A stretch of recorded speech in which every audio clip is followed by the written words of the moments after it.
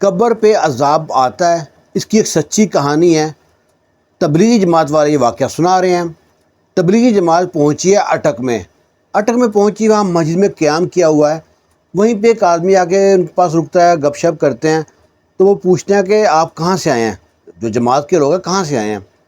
وہ بولتے ہیں ہم نا نارووال کے پاس ایک علاقہ ہے چونڈا، وہاں سے آئے ہیں۔ جب چونڈا کا نام لیا تو اس بندے کو پسینے آنے لگ پڑے سردیوں میں، وہ تھر تھر کانپنا ہے، رنگ اس کا آئے جائے، رنگ فک ہو گیا بالکل۔ وہ کہتا ہے کیا بات ہے، آپ کو چونڈا کا نام سن کے پریشان ہو گئے، پسینے کیوں آ گئے؟ وہ کہتا ہے جب بھی چونڈا کا نام میں لیتا ہوں میں استغفر اللہ کہتا ہوں۔ وہ کہتے ہیں ایسا بھی کیا مسئلہ ہے؟ کہتا ہے 65 کی جب جنگ لگی نا، سن 65 میں جنگ لگی انڈیا کے ساتھ، تو چونڈا کے پاس ایک گاؤں تھا، ایک قبرستان تھا، وہاں پر نا جتنے قبریں تھیں نا اتنی قبریں اور کھودی، اور ان میں ہم نے چھپایا تھا اسلحہ چھپا کے وہاں پہ ڈیوٹی لگتی تھی۔ لوگوں کو یہ پتا تھا گاؤں والوں یہاں قبریں ہیں، تو وہاں پہ ڈیوٹی تھی میری، وہاں پہ پہرا دیتا تھا۔ تو پہرا دے رہا ہوں کہ ظہر کا ٹائم ہے، تو اکیلا ہی تھا وہاں پہ، باقی بریگیڈ کے لوگ کہیں سائڈ پہ تھے۔ کہتا قبر کے پاس سے نا ایسے کوئی ہڈیاں چبا رہا ہے، ایسے آواز آ رہی ہے اور بدبو بھی آ رہی ہے وہاں سے۔ کہتا میں نے ساری طرف قبروں میں کان لگا کے سنتا ہوں کہاں سے آواز آ رہی ہے۔ آخر ایک قبر کے پاس میں سوراخ تھا، جب وہاں پہ کان لگایا تو وہاں سے آواز آ رہی ہے ایسے قبر میں ہڈیاں چبا رہا ہے۔ کہتا فوج جوان تھا، تگڑا تھا، ہٹا کٹا، جو رائفل تھی اس کے پاس، اس کا بٹ مار مار کرنا اس کی قبر کی دیواریں گرائی، قبر کو کھودا۔ وہ سوراخ جو تھا وہ تھوڑا اور بڑا ہوا، تو جب وہاں سے روشنی اندر گئی ہے دیکھتا ہے کہ وہاں ایک نا ڈھانچہ پڑا ہے صرف مردے کا، اس کے جسم پہ کوئی ماس نہیں ہے، اندر سے بدبو آ رہی ہے، اور وہاں پہ ایک عجیب سا کیڑا ہے، قبر کا بجو بھی کہتے ہیں، چوہا ٹائپ کیڑا بتاتا ہے وہ۔ کہتا وہ کیڑا جو سا نا جب بھی وہ ہڈی کو چباتا ہے نا، مردے کی ہڈی کو، تو پورا مردہ ہلتا ہے، کانپتا ہے۔ کہتا میں دیکھ کے بڑا پریشان ہوا، میرے پاس رائفل تھی، میں نے نشانہ باندھ کے نا جو قبر کا بجو ہے، جو قبر میں جو جانور تھا وہ، اس کو نا میں فائر مارا۔ کہہ رہا فائر مارا، وہ تو زمین میں غائب ہوا کہیں پہ۔ ابھی اس کو میں دیکھ رہا ہوں آگے پیچھے کر کے، تو ایک دم وہ میرے اوپر جھپٹا مارا ہے۔ کہتا میں ڈر گیا اسے، رائفل میں پھر ماری اس کو، لیکن اس کو کچھ نہیں ہوا، اور میں بھاگتا بھاگتا سامنے تالاب تھا، قبرستان کے سامنے ایک تالاب تھا، اس تالاب میں چھلانگ لگا دی۔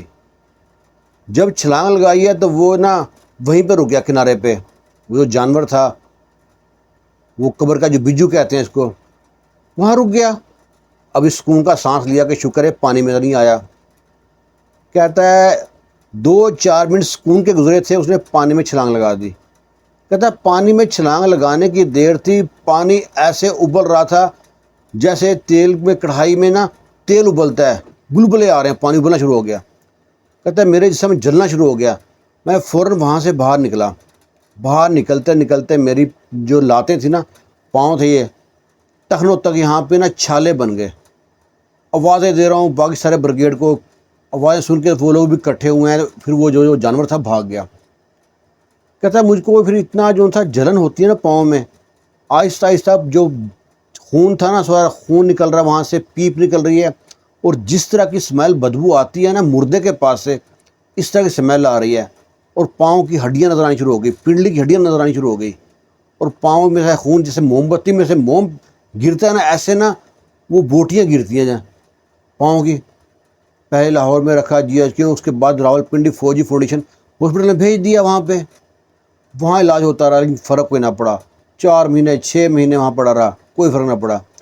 بعد میں کوئی امریکن ٹیم آئی تھی تو مجھ کو بھی امریکہ بھیج دیا ان کے علاج کے لیے ساتھ، وہاں پہ رہا، علاج کرایا، کافی علاج کرانے کے بعد آ گیا یہاں پہ۔ لیکن جو میرا زخم تھا نا وہ بھرا نہیں، ابھی بھی یہاں پہ جسم میں سے رشتے ہیں، وہ ریشہ بنا رہتا ہے، میرے پاس کوئی بندہ بیٹھ نہیں سکتا۔ 2 دن 3 دن اگر میں نہ زخم صاف کروں تو میرے پاس اتنی بدبو آتی ہے کہ پورا محلہ برداشت نہیں کر پاتا۔ اب وہ میں سوچتا ہوں کہ اس وقت کو کہ میں نے کیوں میں اپنے مصیبت مول لی، کیوں میں نے فائر مارا اس وہ جانور کو۔ وہ جانور کون تھا، کیا تھا، شیطان تھا، جن تھا، فرشتہ تھا، پتہ نہیں۔ اور پانی وہ جو تالاب کا پانی تھا وہ ایسے کھدک رہا تھا، وہ واقعہ کہتا ہے میں جب بھی یاد کرتا ہوں تو استغفر اللہ کہتا ہوں۔ تو اس کے بعد کہتا ہے جب میں تھوڑا بہت ٹھیک ہوا تو واپس چمنڈا کی طرف موو کیا اور وہاں پہنچ کے پتہ کرانے کی کوشش کی آخر یہ قبر تھی کس کی، آخر کون سا اس نے جرم کیا تھا جس کو سزا مل رہی ہے۔ بہت پتہ کرایا، پتہ کرانے کے بعد وہاں پہ بہت پرانے بوڑھے بزرگ ملے، ان سے پوچھا تو وہ کیا بتاتے ہیں کہ یہ بہت بڑا چودھری تھا، بڑا پیسے والا تھا، سب بہن بھائیوں کی زمین ہڑپ کر لی تھی اس نے۔ تو اس کی جو بہن تھی وہ اسی گاؤں میں بیائی تھی، اور اس کا جو شوہر تھا نا وہ بھی نا کافی ٹیکے والا آدمی تھا، وہ اس کی اپنی بیوی کو بھیجتا جاؤ اپنے بھائی زمین لے کے آؤ، بہن آگے ترلے منت کرتی، بھائی بھگاتا مارتا کوڑتا۔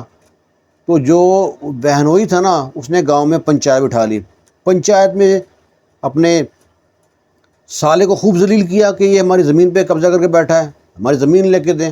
پنچایت والے نے فیصلہ لکھ دیا اس کے حق میں۔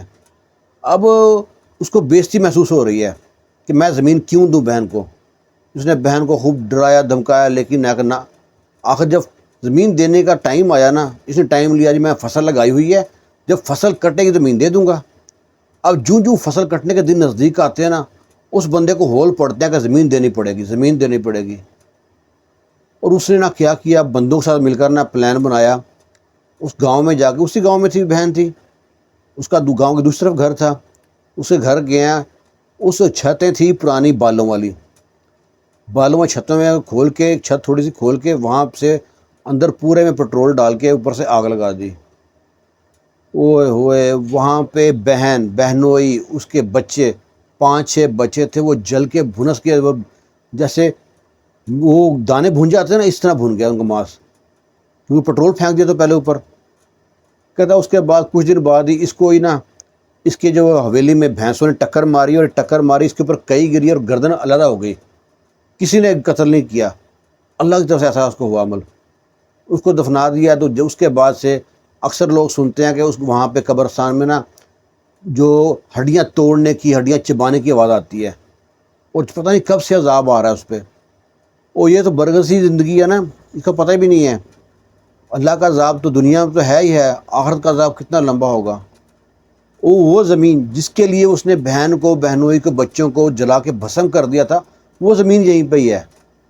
اور اس کی قبر پہ شاید جن بچوں کے لیے اس نے زمین ہتھیائی تھی نا، کوئی بچہ بھی اس کی قبر پہ دعا مانگنے نہیں آتا ہوگا، سب وہ گاؤں میں زمین بیچ باٹ کے شہر میں شفٹ ہو گئے۔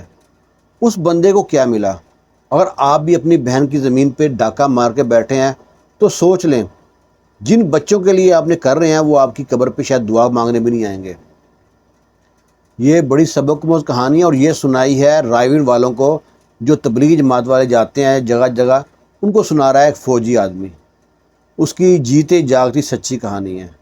اس وہ بولتا ہے اب بھی اس جسم میں نا جو لاتے ہیں، جو لات ہیں اس کی ٹخنوں تک، جو پنڈلیوں تک، کافی جگہ پہ ماس نہیں ہے۔